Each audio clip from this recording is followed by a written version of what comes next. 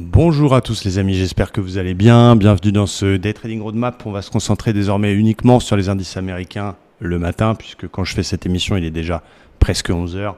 Et ce qui s'est passé sur le DAX est déjà quasiment terminé. Donc on va aller rapidement sur les indices américains et vous montrer un peu les plans que j'ai pour aujourd'hui. Le Standard & Poor's, toujours dans une tendance majeure qui est plutôt haussière. Il est venu se réappuyer sur ses anciens plus hauts, l'ancien record historique, avec une petite réaction, un petit rebond technique hier. Mais voilà, ça semble encore très très lourd.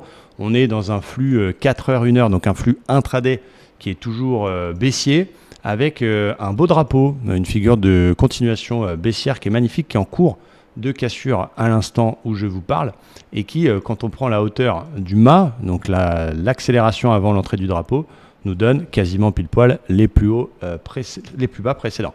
Donc je serais plutôt toujours vendeur sur ce marché. Hier, j'ai pas eu de réussite. Vraiment, je me suis lancé dans une divergence Nasdaq qui était sur un super niveau, 61,8, haut de canal, etc.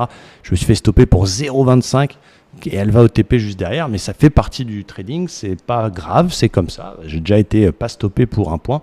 Il faut l'accepter. Donc on garde évidemment cette rage de réussir. Et on lâche rien, on va surtout pas tilter, etc. On reste clairvoyant et donc j'aime bien ce drapeau, donc j'ai plutôt envie de continuer les ventes. Alors attention, on est quand même sur une polarité, l'ancien niveau résistance qui est devenu 2 fois support. Donc il faudrait attendre que ça casse au moins le précédent plus bas, qu'on vraiment passe sous cette polarité, on va dire 5890 pour faire des ventes. Donc plutôt des ventes dans le flux un peu standard, sauf s'il est déjà très très bas à l'open et très proche du 61,8. Mais voilà, plutôt standard pour le moment, à moins qu'on ait un énorme rebondissement et que cette zone provoque un rebond avant l'open US. Je serais plutôt tenté de travailler cette figure de continuation et de chercher des ventes dans le flux. J'arrêterai de vendre uniquement s'il vient retourner sa structure et casser son précédent plus haut. Et bien sûr, si jamais le 61,8 lâche, demain on a les résultats d'NVIDIA, tout est possible, eh bien on continuera à vendre jusqu'au 5720, qui est à peu près l'objectif de ce drapeau. Côté Nasdaq, c'est un peu la même chose, ils ont vraiment la même tête. Il est toujours en tendance plutôt haussière. Il est venu s'appuyer sur 61,8 de la dernière vague daily qui tiennent, avec une petite réaction technique identique hier, mais voilà, on est en train de merguezer un petit peu autour de cette zone. Et ce qui n'est pas évident dans ce marché, c'est que d'un côté, on a des tendances de fond qui restent très solides, très haussières, mais avec des mouvements de correction qui ne sont pas évidents. Donc, il faut s'y faire.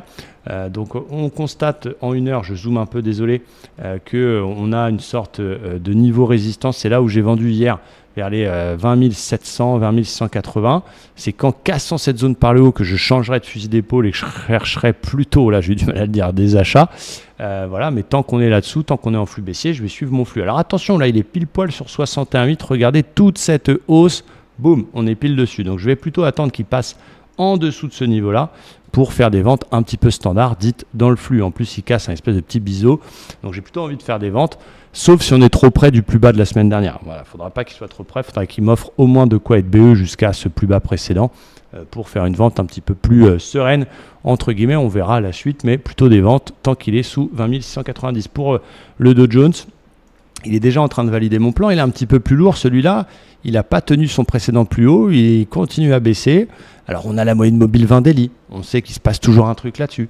Mais alors qu'on évoluait, regardez, dans un petit range finalement depuis vendredi après-midi, une sorte de boîte entre 43 400 et 43 600, il est déjà en train de casser ça par le bas. Donc, mes plans pour aujourd'hui du côté du Dow, c'était passer vendeur si on passe sous le range sur des ventes standards. En cas de rebond, surveiller le haut du range, mais maintenant qu'il l'a cassé, c'est un peu moins intéressant, mais la zone 43 600.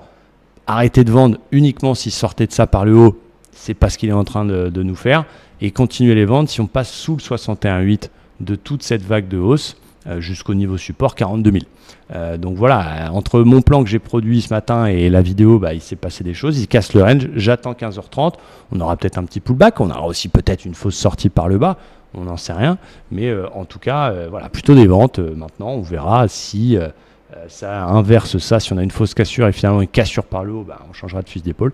Mais voilà, vente pullback 400, vente 600, sortie OPR standard. On va essayer de suivre notre flux et faire du beau. Pour l'instant, je suis plutôt vendeur et on verra cet après-midi. En tout cas, force à tous. Il y a une vidéo qui va sortir très bientôt sur la chaîne avec une belle interview d'1h30 de 3 membres de la communauté qui sont venus me voir à Koh Samui. J'espère qu'elle va vous plaire. Et je vous ferai aussi à votre demande une vidéo sur les cryptos, mon avis, mon point de vue sur la suite des cryptos. Merci à tous, j'espère que ces vidéos vous plaisent et je vous dis à très bientôt.